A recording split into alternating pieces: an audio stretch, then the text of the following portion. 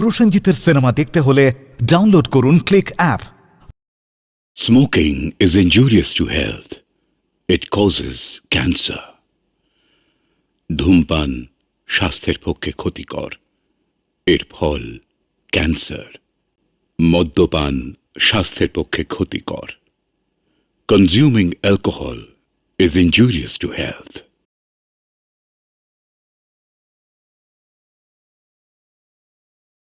चल चल चल चल चल चल चल चल चल देख তাড়াতাড়ি তাড়াতাড়ি তাড়াতাড়ি আমার কাছে এই 5 টাকাই আছে, আর কিছু নেই। 5 টাকা? হ্যাঁ।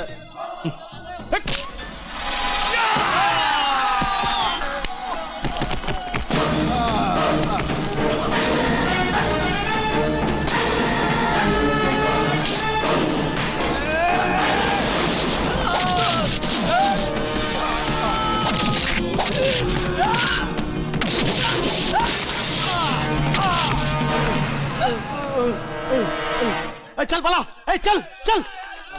তুমি নতুন এসেছো দাদা, জানো না কি সাংঘাতিক এরা। আরে আমি একা এতগুলো লোককে পিটলাম, তারপরে বলবো ওরা সাংঘাতিক? ওরা এতক্ষণে বোধহয় থানায় চলে গেছে। মাসে 1000 টাকা করে না পেলে ওই অটো স্ট্যান্ড আমি তুলে দেব। আপনি স্ট্যান্ড তুলে দেবার কে? ওই জায়গাটা কি আপনার কেনা জায়গা?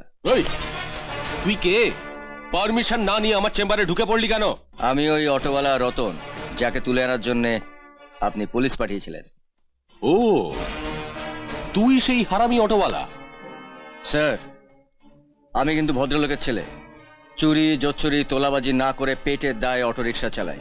আমার সঙ্গে খিস্তি দিয়ে কথা বললে আমিও কিন্তু খিস্তি দিয়ে কথা বলবো। এই, মুখ সামলে কথা বল, নইলে ঘাড় ধরে লকাপে ঢুকিয়ে দেবো। এমন কোন মায়ের লাল জন্মায়নি যে আমার এই ঘাড় ধরতে পারে। তোরা এতজন মিলে একটা ছেলেকে কিছু করতে পারলি না? কি করব বলুন? ও শালা একাই 100। যেমন তার সাহস তেমন তার গায়ের জোর। ছেলেটি কোথায় থাকে জানিস? আপনার দলের ওই নন্দবাবু আছেন না, ওই নন্দবাবুর পাশের বাড়িতে। অটো চালায় মানে টাকার জোর তেমন নেই। টাকা দিয়ে ওকে হাত করতে হবে। কত টাকা দেবেন? তুমি বলো কত টাকা চাই?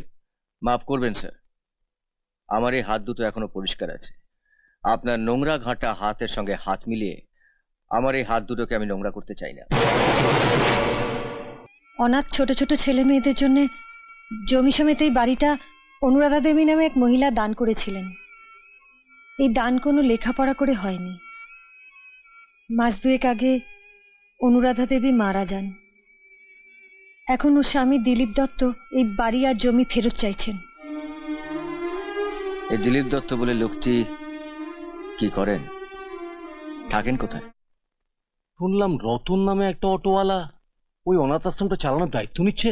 আপনি থামুন তো, ও একটা মাথা মোটা অপদার্থ। অটো চালিয়ে ওর কত টাকা রোজগার হয়, হ্যাঁ? যে নিজের সংসার চালিয়ে আবার অনাথ আশ্রম চালাবে? বলো, কেন আমার সঙ্গে দেখা করতে এসেছো? টালিগঞ্জের ট্রাম ডিপোর কাছে আমাদের একটা অটো স্ট্যান্ড আছে। এমএলএ প্রদীপ রায়ের কিছু গুন্ডা আমাদের কাছ থেকে তোলা আদায় করে। সেটা দিতে অস্বীকার করাতে থানার বড়বাবু বলেছেন যে আমাদের অটো স্ট্যান্ডটা তুলে দেবেন। এমএলএ হ্যালো দেবেন বাবু। হ্যাঁ বলছি। আচ্ছা, আপনি আমাদের দেশের একজন গণ্যমান্য মন্ত্রী হয়ে এর একটা বাজে অটোওয়ালাকে। রতন যদি বাজে ছেলেই হবে তাহলে গভীর রাতে চুপি চুপি ওর বাড়িতে গিয়েছিলেন কেন? আপনি মোটা টাকার লোভ দেখিয়েছিলেন ওকে। ও সেই টাকা নিতে চায়নি বলে কেউ বাজে ছেলে? যে ছেলেটা মাত্র 10 বছর বয়স থেকে দুবেলা পরিশ্রম করে মা 3 ভাই বোনকে দুবেলা অন্ন তুলে দিয়েছে, মুখে লেখাপড়া শিখিয়েছে, সেই ছেলেটা বাজে ছেলে? রতনের মতো আরো 2-1টা বাজে ছেলে পেলে আমার কাছে পাঠিয়ে দেবেন, আমি চেষ্টা করে দেখবো ওদের জন্য কিছু করা যায় কিনা। রতনের অটোর লাইসেন্স আমি ক্যান্সেল করবোই না, বরং ওর মুখ থেকে যা শুনলাম আপনাকে কি করে এমএলএ পদ থেকে সরিয়ে দেওয়া যায় সেই কথাটাই ভাবছি। আপনারা আমাকে যতই বাধা দিন ওদের অটো স্ট্যান্ড আমি পার্মানেন্ট করে দেবো।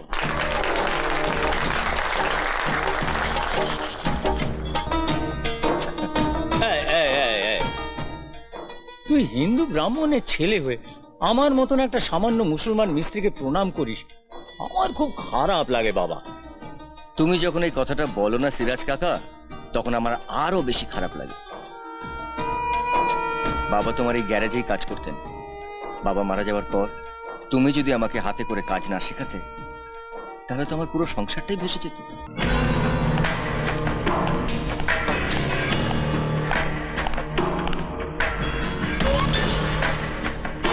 It's too much daddy. তোমার মতন একজন ডাকসাইটে নেতার ঘুম কেড়ে নিল সামান্য একজন অটোওয়ালা। ও সামান্য নয়, ও একটা টর্নেডো, মুহূর্তের মধ্যে প্রলয় ঘটিয়ে দিতে পারে। তুই ভাবতে পারিস, মাত্র 48 ঘন্টা, 48 ঘন্টার মধ্যে পরিবহন মন্ত্রীকে হাত করে পাড়ায় পাড়ায় পার্মানেন্ট অটো স্ট্যান্ড বানিয়ে নিয়েছে। ও পরিবহন মন্ত্রীকে হাত করেছে, আমি ওকে হাত করব মাত্র 48 ঘন্টার মধ্যে।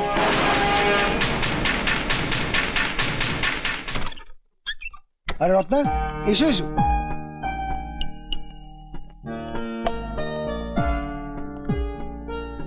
ওহ, কি একটা বাড়িতে থাকো তোমরা, যাকেই জিজ্ঞাসা করি কেউ আর বলতে পারে না। কেউ বলে এদিকে তো কেউ বলে ওদিকে, তাই খুঁজতে এত দেরি হলো।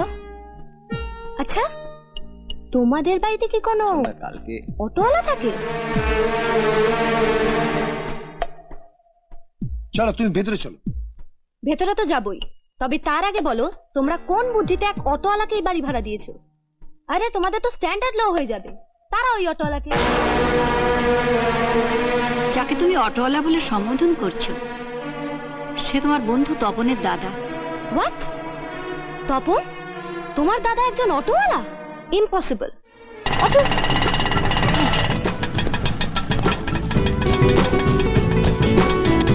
ম্যাডাম, আজ অটোতে উঠলেন, গাড়ি কোথায়? ড্রাইভিং লাইসেন্স নেই বলে বাবা গাড়ি নিয়ে বেরোতে দিল না। আচ্ছা, কোথায় যাব?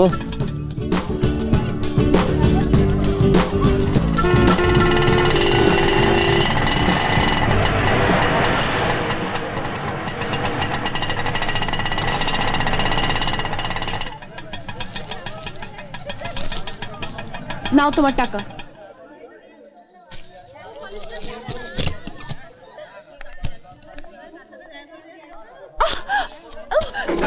দেখুন না, পিঠের মধ্যে কি একটা পড়লো, প্লিজ। গড, বাঁচাও, বাঁচাও, বাঁচাও, হেল্প মি, বাঁচাও, প্লিজ হেল্প মি, বাঁচাও। এই অটোওয়ালাটা আমার সাথে অসভ্যতামি করছে। এই অটোওয়ালার অটোতে যখন আসছিলাম তখন আমার যা তা নোংরা কথা বলছিল। পাত্তা দিনই দেখে অটো থেকে নামতেই আমার জামাটা টেনে ধরেছে। মিথ্যে কথা, মিথ্যে কথা বলছেন উনি। আমি পেটের দায়ে অটো চালালেও আমি একটা ভদ্রলোকের ছেলে। ম্যাডাম, আমার সঙ্গে লড়তে হলে ভদ্রলোকের মতন লড়ুন। আমি গরিব বলে, মিথ্যে কথা বলে এতগুলো লোকের সামনে আমাকে ছোট করবেন না। ম্যাডাম, আমি আপনাদের মতন লেখাপড়া শিখিনি, কিন্তু আপনি লেখাপড়া শিখে আজ আমাকে যে অপমান করলেন, তাতে মনে হচ্ছে লেখাপড়া না শিখে আমি ভালোই করেছি। শুধুমাত্র আপনার বাবাকে খুশি করতে গিয়ে আজ আপনি আমাকে যে অপমান করলেন, একবার একটু ভেবে দেখবেন যে তাতে আপনি খুশি হলেন কিনা। চলি, একবার একটু ভেবে দেখবেন যে তাতে আপনি খুশি হলেন কিনা। একটা সামান্য অটোওয়ালা যে আমাদের এত ভাবিয়ে তুলবে এটা ভাবতেও পারি। ওকে টাইট দিতে গিয়ে আমার এমন স্মার্ট মেয়েটা টাইট খেয়ে গেল। চলো না সিনেমায় যাই। আজ যেতে পারবো না, কিচ্ছু হবে না, চলো না। আজ গেলে বাড়ি ফিরতে দেরি হয়ে যাবে।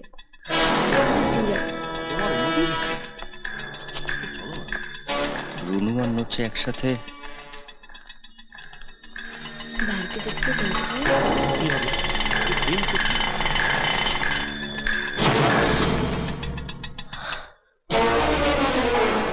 ওর সাথে কোথায় যাচ্ছিস?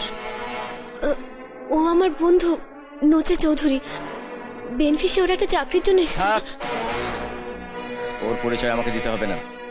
ওকে আমি খুব ভালো করে চিনি। একটা তোলাবাজ, প্রদীপ রায়ের ভাড়াটে গুন্ডা। তুই ভুল করছিস বড়দা, ও প্রদীপ রায়ের গুন্ডা নয়। ওকেই জিজ্ঞেস কর যে ও প্রদীপ রায়ের বাড়িতে যায় কিনা।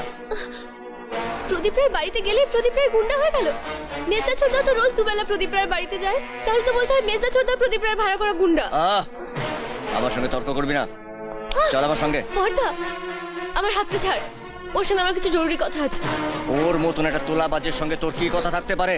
চল আমার সঙ্গে। বর্দা ও আমার বন্ধু, আমি ওকে ভালোবাসি। ভালোবাসিস? হ্যাঁ, ভালোবাসার আর লোক পেলি না? আয়। ছেড়ে দে, আমার হাতে ছেড়ে দে বর্দা, নাহলে আমি কিন্তু চিৎকার করে লোক ডাকবো। ওর হাতটা ছেড়ে দাও।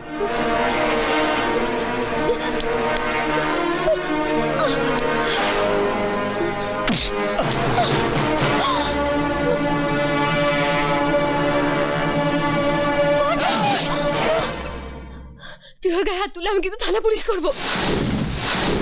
দাদা, আমি আর স্বপন ঠিক করেছি কাল কালীঘাটে নিয়ে গিয়ে নোচের সাথে আমাদের বোন রুনুর বিয়ে দেব। মা থাকতে আমি থাকতে তোরা ওর বিয়ে দেবার কে? আমরা ওর দাদা, নিজের দাদা। ওর কিসে ভালো হবে সেটা ওর নিজের দাদারা ঠিক করবে, সৎ দাদা নয়। কি তোরা এত বড় কথাটা ওকে বলতে পারলি? শোন স্বপন, আমি রুনুর সৎ দাদাই হই কিংবা অসৎ দাদা, আমি বলছি কাল থেকে রুনু এই বাড়ির বাইরে যাবে না।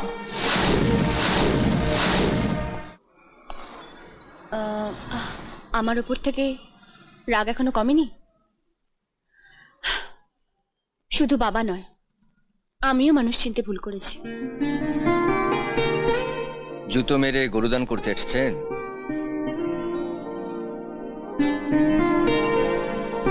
গুরু মাফ করে দাও, जोड़ी बन जाएगा।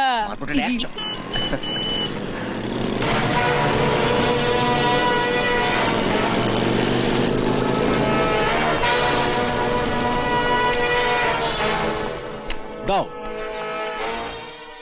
কি দেব? টাকা দেবে। টাকা আবার কি হপ্তা? আমি তো তোকে বলেছি নোচে, এই অটোওয়ালারা আর তোকে কোনো টাকা দেবে না। আচ্ছা, তুমি টাকা না দিলে তোমার বোনকে খাওয়াবো কি? হ্যাঁ বলো। আমি তোকে ভালোভাবে বলছি নোচে, তুই এখান থেকে চলে যা। না, আমি হপ্তা না নিয়ে যাব না। আর তুমি তো আমার বড় শালা, বোনের কথা ভেবে কিছু টাকা দিয়ে দাও। ঝিলিক রতনের অটোতে উঠেছে? আমাদের তো টাকা দিলই না, উল্টে আমাদের নাকে ডকা দিয়ে আপনার মেয়েকে অটোতে নিয়ে চম্পট দিল। এই মাসের 13 তারিখ মহালয়া, ওই দিন অমাবস্যা। আশ্রমের ধারে কাছে যতগুলো ল্যাম্পপোস্ট আছে সেগুলোতে যাতে লাইট না জ্বলে তার ব্যবস্থা করতে হবে। আর নোচে শ্যামা, ওই রাতে তোরা আশ্রমের দখল নিবি, বাচ্চাগুলোকে বের করে দিয়ে আশ্রমের গেটে তালা ঝুলিয়ে দিবি।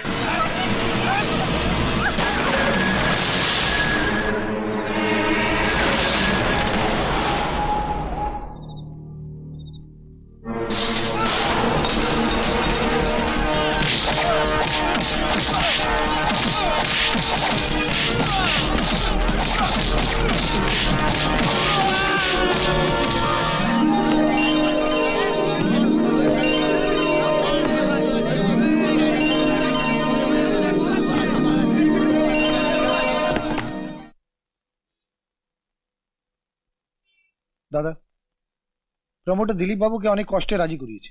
উনি বলেছেন আমাদের এই বাড়ি ভেঙে এখানে 4 তলা বিল্ডিং তৈরি করবেন। আমার কিন্তু এতে একদম মত নেই।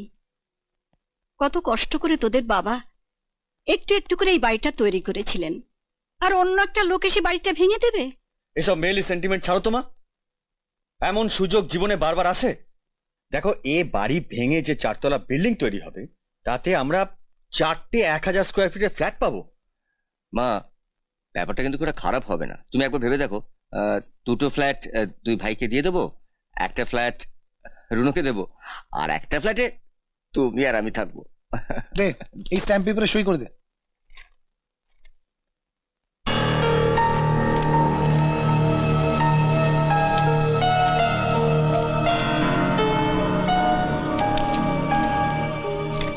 কি লেখা আছে রে এতে? তোর হাতে ওটা দেওয়াটাই ভুল হয়েছে। তুই তো লেখাপড়া জানিস না, পড়বি কি করে? ওতে লেখা আছে এই বাড়ি ভেঙে যদি ফ্ল্যাট করা হয় তাতে তোর কোনো আপত্তি নেই, এই দুটো কথা লেখার জন্য তোরা 2 পাতা টাইপ করে ফেললি? কাকে দিয়েছি রাজার পা। দাদা তুই স্ট্যাম্প পেপারটা উল্টো ধরেছিস, এইভাবে ধর। এনে পেন নে, সই করে দে। তোরা তো বললি যে এতে লেখা আছে যে এই বাড়িটা ভেঙে ফেললে আমার কোনো আপত্তি নেই, তাই না? হ্যাঁ হ্যাঁ, তাই তো লেখা আছে। এই তো এই জায়গায় লেখা আছে। আমি নয় ভুল করে স্ট্যাম্প পেপারটা উল্টো করে ধরেছিলাম, কিন্তু তোরা তো ইচ্ছে করে উল্টো কথা বলছিস। এখানে তো অন্য কি সব লেখা আছে। তুই কি করে জানলি যে ওতে অন্য কথা লেখা আছে? আমি কি করে জানলাম? I, Sri Ratan Chaudhary, son of late Avinash Chaudhary, now residing at 36 Mohim Haldar Street. কিরে, আর পড়বো না তোদেরকে থামিয়ে দিতে এখানেই থেমে যাব? এতে কি লেখা আছে জানো মা? লেখা আছে আমি আমার নিজের ইচ্ছায় আমার এই বাড়িতে যে অংশটুকু আছে সেটা আমি স্বপন তপনের নামে 1 লাখ টাকার বিনিময়ে লিখে দিলাম। আজকের পর থেকে এই বাড়ির ওপর আমার আর কোনো অধিকার থাকবে না। ছিঁড়ে ফেল এটা। ওই অপদার্থ ছেলে দুটো তুই না পারলে আমায় দে। না মা, ওরা যখন চাইছে তখন। তাই বলে বাড়িটা তুই ছেড়ে দিবি? হ্যাঁ মা। কি গো বাবা, তুমি তো বলেছিলে তোমার মতো বিচক্ষণ বুদ্ধিমান নেতা নাকি পুরো পশ্চিমবাংলায় খুঁজলেও পাওয়া যাবে না। কেন, কি হয়েছে? তুমি রতনের 2 ভাই স্বপনকে আর তপনকে কত টাকা দিয়েছো? ওই 10,000 15,000 করে বেশ কয়েকবার দিয়েছি। কেন দিয়েছো? ওরা বলেছিল আজ হোক কাল হোক রতনকে বুঝি সুঝি আমার দলে নিয়ে আসবে। তুমি যেমন লোকের মাথায় টুপি পরিয়ে ভোট আদায় করো, তেমনি ওরা 2 ভাই তোমার মাথায় টুপি পরিয়ে তোমার সব টাকা নিয়ে গেছে। রতনের সঙ্গে ওদের আর কোনো সম্পর্কই নেই। রতন বাড়ি ছেড়ে চলে গেছে। ওরা তো সেদিনও বলল রতনকে প্রায় রাজি করিয়ে এনেছে। উফ, আর কোনোদিনও বলো না তোমার মতন বুদ্ধিমান নেতা আর নেই, কারণ আমার মনে হয় তোমার মতন বুদ্ধ নেতা সারা পশ্চিমবঙ্গ খুঁজলেও পাওয়া যাবে না। এটা রুনুর শাড়ি, কেমন হয়েছে বলো তো? বাহ, ওরা তো মাসে মাসে 2000 টাকা করে পাচ্ছে, হঠাৎ আবার শাড়ি আনতে গেলি কেন? সামনেই তো পুজো, একটাই তো বোন, ছোট বোনটাকে কিছু দেবো না? সকাল 5টায় অটো নিয়ে বেরিয়ে রাত 11টা 12টা অব্দি খেটে ওই অকৃতজ্ঞ বোনটার জন্যে শাড়ি কিনে নিয়ে এলি। আর যে তোকে। মা, ও ছোট, ও ভুল করেছে বলে কি আমাকেও ভুল করতে হবে? এই হচ্ছে রুনুর শাশুড়ির শাড়ি, আর এই হচ্ছে তোমার শাড়ি। আমার জন্য আবার? আর এই হচ্ছে তোমার জামাইয়ের জামা আর প্যান্ট।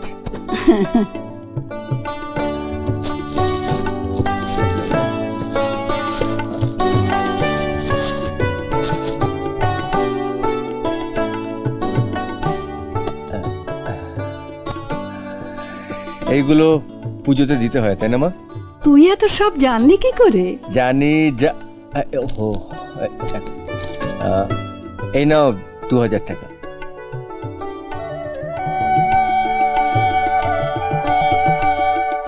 গতবারে তো স্বপন তপন দিয়েছে বলে ছোটকে দিয়ে টাকাটা পাঠিয়েছিলে। কাল তুমি নিজে গিয়ে এগুলো দিয়ে আসবে। আমি নিয়ে যাব? হ্যাঁ, কাল সকালে ডাক্তারের কাছে যাচ্ছ বলে তুমি আমার সঙ্গে বেরো। আমি তোমাকে নচেদের বাড়ির সামনে নামিয়ে দেবো, ঠিক 1 ঘন্টা পর বেরিয়ে আসবে, আমি তোমাকে নিয়ে বাড়িতে পৌঁছে দেবো। আমাকে আবার? মা, তুমি হচ্ছে আমাদের মা। আচ্ছা, রুনুর হাতে পুজোর শাড়িটা দিয়ে তুমি ওকে আশীর্বাদ করলে কত খুশি হবে বলো তো? তোর সঙ্গে যে এমন ব্যবহার করলো। আচ্ছা মা, থাক না ওসব কথা। ও, আর একটা কথা, আমার মাথার দিব্যি দিয়ে বলো, তুমি রুনুকে বলবে না যে এগুলো আমি কিনে দিয়েছি? বলবে যে স্বপন আর তপন পাঠিয়েছে।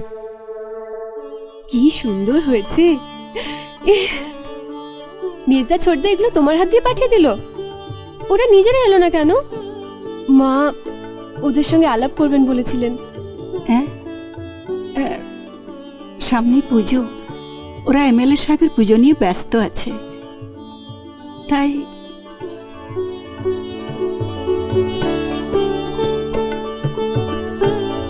এখানে 2000 টাকা আছে, নিন।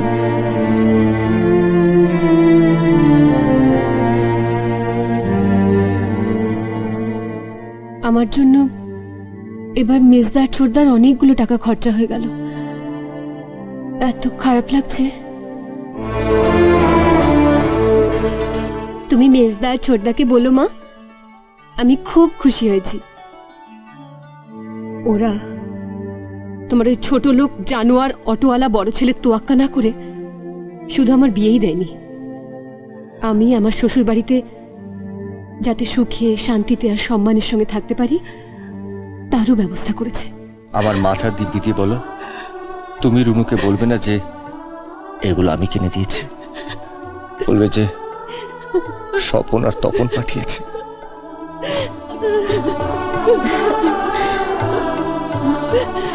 কি হলো মা, তুমি কাঁদছো কেন?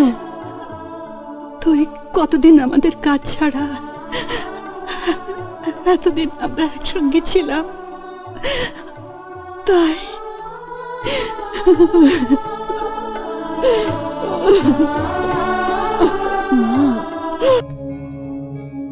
মা একটু সরো। কেমন আছিস? কেমন আছি? আরে থাক থাক, এই ঠিক আছে। কি হলো?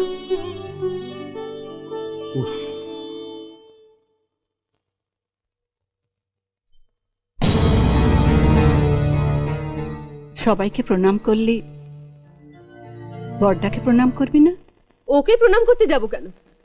ও আমার কে যে ওকে প্রণাম করতে হবে?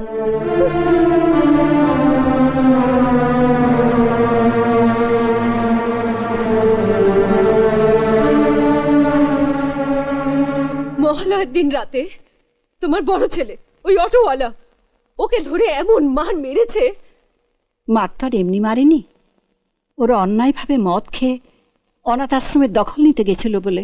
সব ব্যাপারে তোমার বড় ছেলে হয়ে সাফাই গেও না তোমা।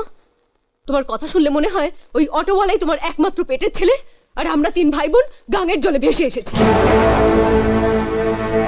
চালায় তো একটা অটো, অটোওয়ালারা তো তেজ কিসের? একটা ভদ্রলোকের ছেলের গায়ে হাত তোলে কোন সাহসে?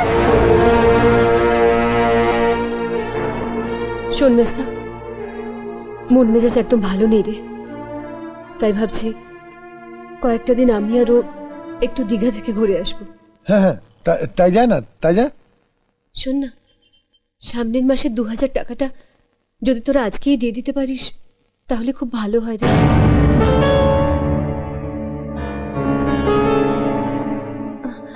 আমি জানি তোদের খুব অসুবিধা হবে, এই পুজোর আগে 2000 টাকা দিলি, তার উপর আবার আমার শাড়ি, আমার শাশুড়ির শাড়ি, ওর জন্য জামা প্যান্ট, এগুলো কিনতে তো তোদের অনেক খরচা হয়েছে, কিন্তু দেখ না তবু যদি পারিস।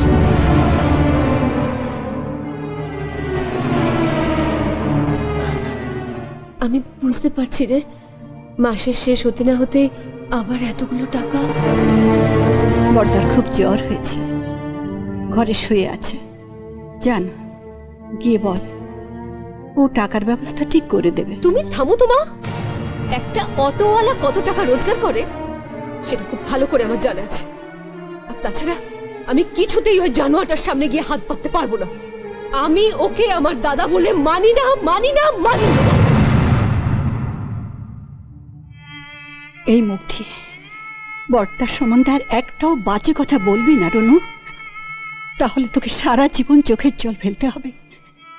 একটা দিনের জন্য তুই শান্তি পাবি না। ওর জন্য চোখের জল ফেলতে হবে কেন?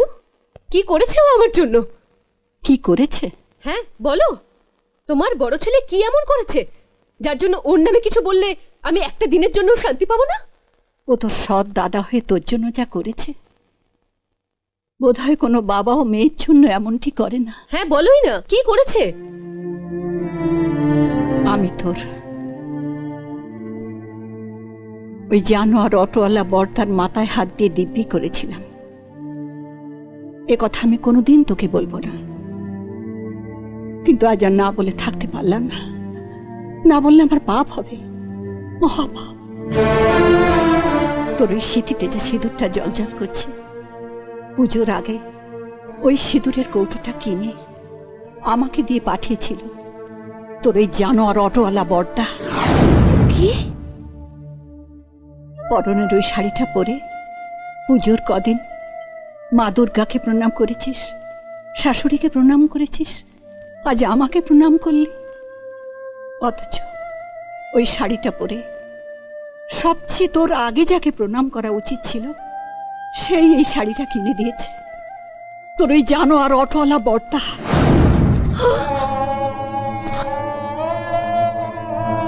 পুজোর তত্ত্ব পাঠাবার জন্য পুজোর কদিন আগে থেকে ওর 5টায় অটো নিয়ে বেরিয়ে রাত 12টা 1টায় বাড়ি ফিরেছে তোর এই জানোয়ার অটোওয়ালা বড়দা। শুধু তোর জন্যে, শ্বশুর বাড়িতে তোর মান থাকে তার জন্যে। পুজোটাও শেষ হলো, ও বিছানা নিল। কত করে বলছি হেমন্ত ডাক্তারকে ডেকে আনি, কিছুতে রাজি হচ্ছে না। বলছে গরিব অটোওয়ালার রোগ এমনিতেই সেরে যাবে, ও ডাক্তার লাগবে না, ডাক্তার লাগবে না।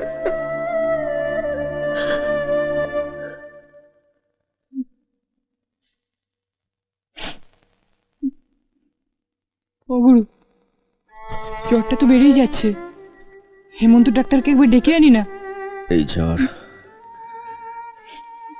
ডাক্তার সারাতে পারবে না রে ছোট। কেন পারবে না? কেন? ও তুই বুঝবি না, এই জ্বর তখনই হয় যখন কারোর বুকের পাঁজর ভেঙে টুকরো টুকরো হয়ে যায়।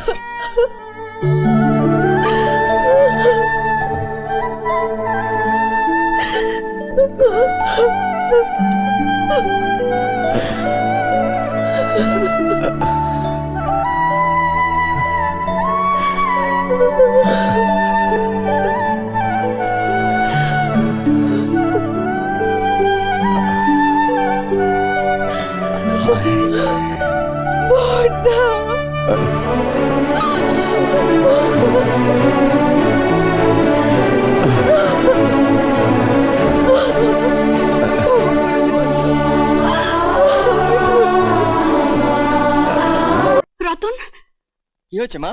শিগগির চল, জবা আবার অজ্ঞান হয়ে গেছে।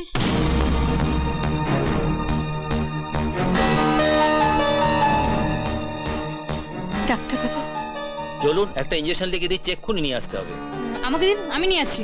তুই যাবি? হ্যাঁ গুরু, তুমি এখানে থাকো, আমি তো অটো চালাতে শিখে গেছি, যাবো আর আসবো। এনে চলো। হ্যাঁ, চলো চলো, আসি গুরু।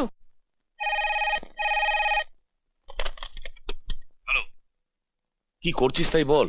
রতনের অটোতে একটা টাইম বোম ফিট করে দিয়েছি, ঠিক 4টার সময় ফাটবে।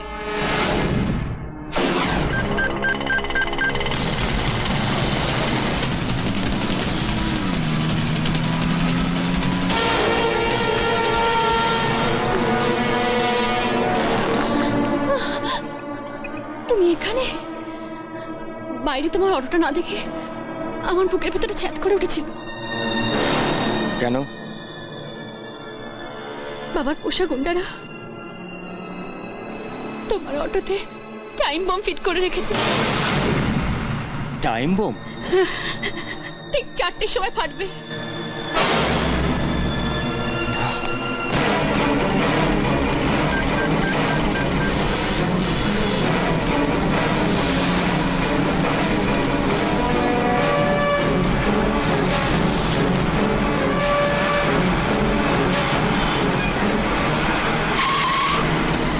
ছোট ছোট নেমে আয়, ছোট। আরে গুরু, এই দেখো আমি ইঞ্জেকশন পেয়ে গেছি, তুমি এবার কেন?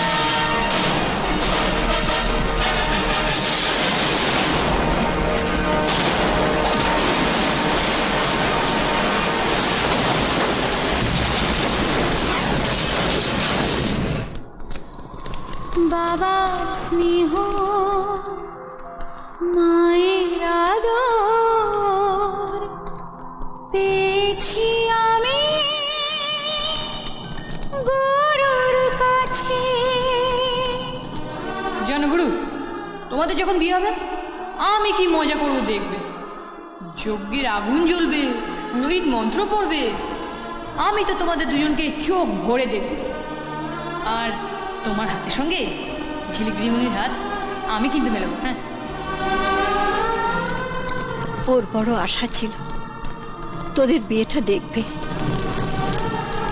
আর নিজের জীবন দিয়ে তোদের এক করে দিয়ে গেল। প্রসেনজিতের সিনেমা দেখতে হলে ডাউনলোড করুন ক্লিক অ্যাপ।